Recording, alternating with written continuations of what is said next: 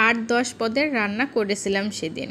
সবগুলো রান্না অমৃত হলেও একটাতে লবণ কম হওয়াতে শাশুড়ি যখন মুখ বেঁকিয়ে বলল, লবণ দেওয়ার সময় মন কোথায় থাকে?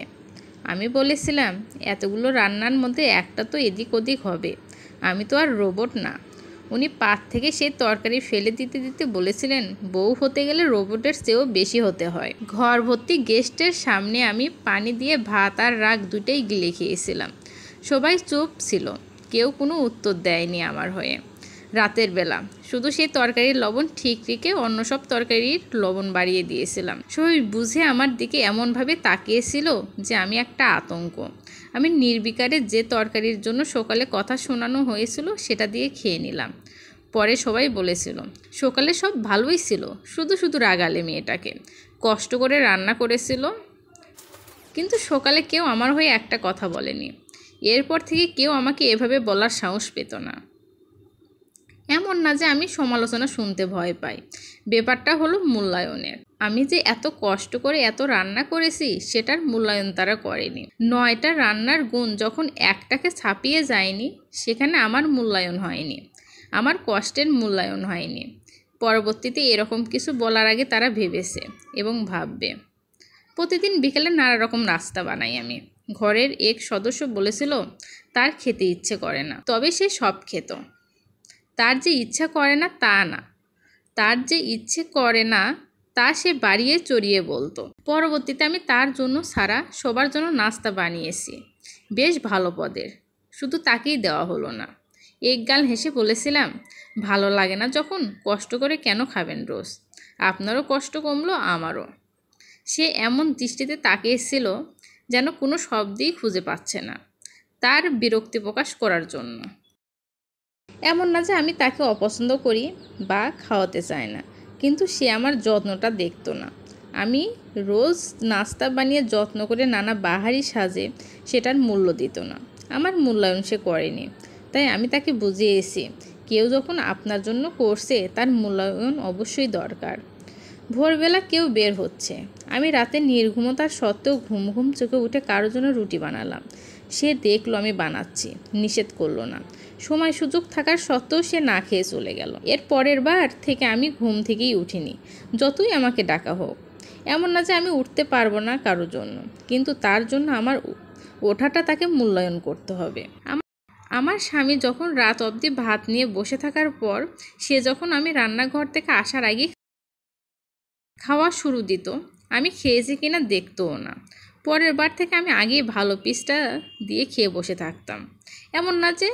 এমন না আমার অপেক্ষা করতে খারাপ লাগে, কিন্তু যে আমার অপেক্ষার মূল্যায়ন করবে না তার জন্য আমি কেন বসে থাকব? তার হাজার দোষ থাকা সত্ত্বেও সে যখন আত্মীয় স্বজনের সামনে আমার ছোটো ভুলে অট্টহাসিতে ফেটে পড়েছে, আমি তার হাজার খানিক দোষে রসিয়ে রসিয়ে শুনিয়েছি সবাইকে। এমন না যে আমি প্রতিশোধ প্রবণ, কিন্তু তাকে বুঝিয়েছি প্রিয় মানুষটার সম্মান রাখা নিজেরই দায়িত্ব, আমাকেও মূল্যায়ন করতে হবে। আমার একটা দোষ জানলে আমি তার হাজারটা জানি। আমি যখন কাউকে বলছি না, সে কেন তার নিয়ে অন্যদের সাথে হাসাহাসি করবে? এক আত্মীয়ের জন্য স্বেচ্ছায় নিজেকে ছোট করেছিলাম, কিন্তু সে আড়ালে আমাকে একটা ধন্যবাদ দেয়নি। এরপর থেকে আমি তার হাজার ডাকেও ফিরে তাকাইনি, কারণ সে আমার সম্মানের মূল্যায়ন করেনি। আমার ছোট হওয়াটা তার কাছে কিছুই ছিল না। যে বন্ধুটার মন খারাপে আমি রাত জেগেছিলাম, কিন্তু ব্যস্ততার অজুহাতে যখন সে আমার মেসেজ সিন করে ফেলে রেখেছিল, তখন আমার কাউকে দরকার ছিল। আমি আবার তার মন খারাপের রাতে অনলাইন থেকেও তার কল রিসিভ করিনি, কারণ সে আমাকে ব্যবহার করেছে, মূল্যায়ন না। ঘরে হোক বা বাইরে যে কোনো কাজের মূল্যায়ন দরকার, সেটা সংসার হোক বা কর্মক্ষেত্রে। আপনি যখন অফিসের নির্দিষ্ট কাজের বাইরে অন্য কাজ করবেন যার জন্য আর্থিক মূল্য দেওয়া হবে না, তখন আপনার মূল্যায়ন দরকার। ঘরে সবাইকে খুশি আপনি করতে পারবেন না, কিন্তু যখন আপনি চেষ্টা করেছেন তখন থেকেই যদি আপনার মূল্যায়ন না হয়, মনে রাখবেন আপনার মূল্যায়ন কখনো হবে না, কোনো দিনেই না। সংসার এমন একটা জায়গা যেখানে অন্যদের জন্য যখন করবেন তখন চাহিদা, প্রত্যাশা শুধু বাড়বে, কখনো কমবে না। আপনি সব ঠিকঠাক করতে করতে সবাই এমন ভাব করবে যেন আপনি মানুষই নন। হয় ঈশ্বর নয় কোনো যন্ত্র, কিন্তু ঈশ্বরের মূল্যও আপনাকে দেওয়া হবে না। অকথ্য ভাষা বলতে দুইবার ভাববে না, সত্যি ভাববে না, বিশ্বাস করুন। তাই নিজেকে অতটা পিলিয়ে দেবেন না প্লিজ, যেখানে সবাই মারিয়ে যাবে আর একটা শব্দও করবে না। এতে যদি আপনি ঝগড়াটে বেদব আখ্যা পান, মেনে নেবেন। বিশ্বাস করুন, অনেক ফ্রেশ মাইন্ডে থাকবেন, এসব মানসিক যন্ত্রণা থেকে দূরে থাকবেন। বেশি করে কথা শোনার চাইতে কম করে দেখবেন, বেশি সুনাম পাবেন যদি মূল্যায়নটা দাঁড় করাতে পারেন। অনেক পরিবারে দেখবেন কিছু মানুষকে যা ইচ্ছে শোনানো যায়, কারণ তারা আবার ঠিক তাদের দায়িত্ব ঠিকঠাক পালন করে। আবার কিছু মানুষকে অন্যরা ভয় পায়, কারণ তারা মুখে কিছু আটকায় না, বললে রাগ করে ফেলে, ভুলেও কিছু বলে ফেললে রেশ থাকে অনেক দিন।